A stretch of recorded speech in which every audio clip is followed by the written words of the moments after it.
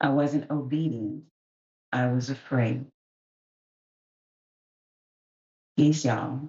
Greetings. So while we're looking at it's while we're looking at respectability politics, uh, it was not it was not my intention to say here's the. I guess it's not the peeling back of an onion. It's almost like putting the layers back on, or that everything's just connected. Is you know the other playlist was talking about the work for us as individuals that does affect us collectively, and this week is talking about the work collectively that we need to do that does bless us as individuals as part of the whole when we do the work. So looking at respectability politics again, and that the motivator for respectability politics is not respect.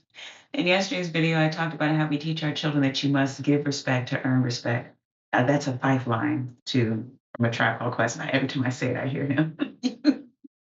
um, but that is not. There's nothing in respectability politics that tells us we are returning this the seeking of that we are returning behaving in a respectable manner because we've been respected. It's quite the opposite. So it's fear. It is fear. So I started with saying I wasn't obedient, I was afraid. And that's something that I say collectively, for me individually, and then even in discussions with my friends, there's a fear. There's a fear of loss, of not being understood, all those things that we'll come to again later. And I think about how even in the ways that I've been taught, especially when it comes to scripture that's been used, and there's a very many interpretations of scripture, of the Bible, of that scripture. And the two fears that I think about all the time are fear of your parents and fear of God. And I know that the definition of fear in that way is supposed to be uh, almost an unbearable awe. Sometimes it means fear. Sometimes it's like recognizing that this power could come down on you. So behave yourself and behave accordingly. But for me, in the translating of that and trying to understand that early in life, it was an unmistakable awe. So there are places where I've had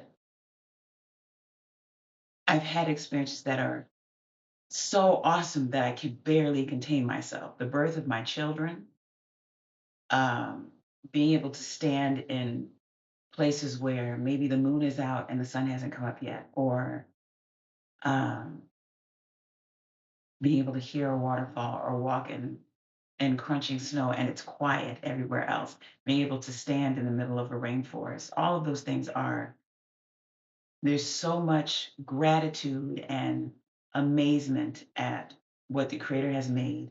And then I have the opportunity to stand and see it and experience it and smell it and hear it and all of those things. That it's gratitude, it's awe, it's appreciation, but fear is not the word that I would use because of the other things that fear also means.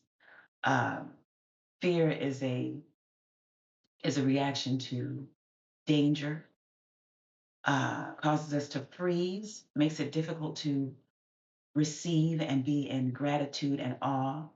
And so even if there is a recognition of the power of something else, if fear is the word being used, then the understanding is that that power could be used against you. So, fear is again the motivation for respectability politics, not respect.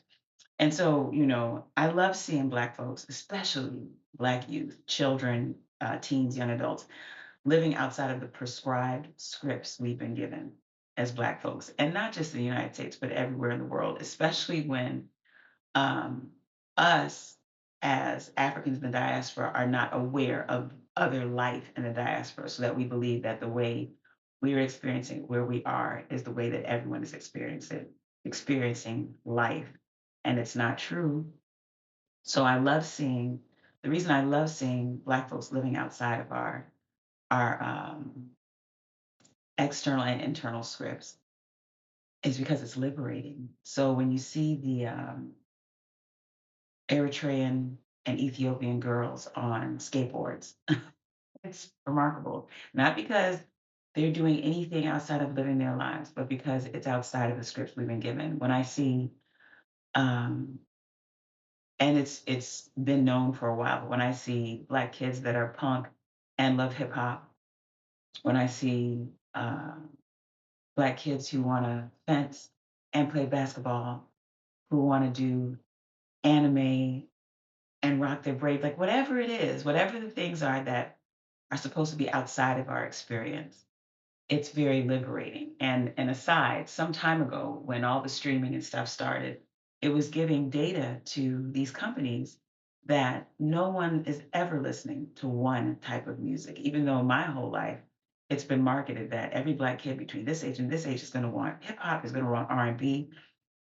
But I was raised in a home where my parents listened to everything. My father, who was a country boy from, he's clearly a man, but a country boy from North Carolina, I was introduced to more rock and country alongside funk and R&B with him.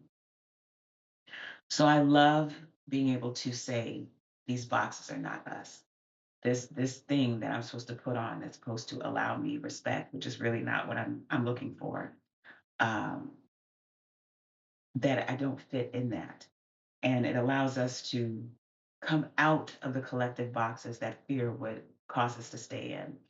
And of course, because the motivation for respectability politics is fear, let's think about what the fears are. What are the fears that we would even engage in any measure of that? So there's fear of loss, losing out on opportunity, maybe housing, maybe a job, um, maybe networking with people that we believe are connected to our success. So whatever it is that is supposed to appear respectable, we'll do so that we can have access into these places. The fear of harm, a really real fear of harm. If I do not talk the right way, if my music is too loud, if my clothes don't look appropriate, that I will be harmed or that someone will cause harm to me because they have locked into some sort of ignorant and scary stereotype that people have of anyone who looks like me or anyone from my community. And then I think about the places where even following those ideas or ideals doesn't does not protect, so that it's worthless. The fear of being misunderstood, but then whose understanding are you seeking? If this is a person as who has been tutored to misunderstanding their whole life, who gains from not understanding and taking advantage of you, then who cares if they understand you? That's not important. It's not important. Now I do realize there are business decisions to be made and there are places that you go for interviews and all those things. And I would like to suggest that even as we're doing those things, to realize it's a means to an end. If there's access to a place, an interview for a place, um, then the goal is to have access to that place until we no longer need the access, to build up our own opportunities in our own communities so that that is not what we're dependent on. So again, the fear doesn't protect. We won't be truly understood. And even having access does not guarantee that there won't be loss. So again, we as an African American community and as people of color around the world, are trained to anticipate the wants, likes, and desires of the dominant culture. And I say dominant, but not majority. And dominant might not even be the right word, but the culture that is oppressive. Because in truth, there are far many more of us than there are of those who believe themselves to be dominant. Um, the global majority are people of color. So we are trained to anticipate all of the likes, what may be expected of us, what we ought to do to gain favor, and we are reacting to a culture that does not seek to understand even itself, but anything beyond itself. Um, in American culture, especially for Black communities, enjoys our rhythm and ignores our blues. So there's no there's no true reward in trying to avoid loss, harm, or being misunderstood by auctioning off parts of ourselves. So again, I want us to consider how respectability politics is it's the same it's the same monster with a different name. And this is Reverend Okunfo Mwalimu Yogi, Sister Mama Adi saying, what's your real motivation? What's your real motivation? And what are your real goals? And let's think about that. And I'll see you soon. Peace.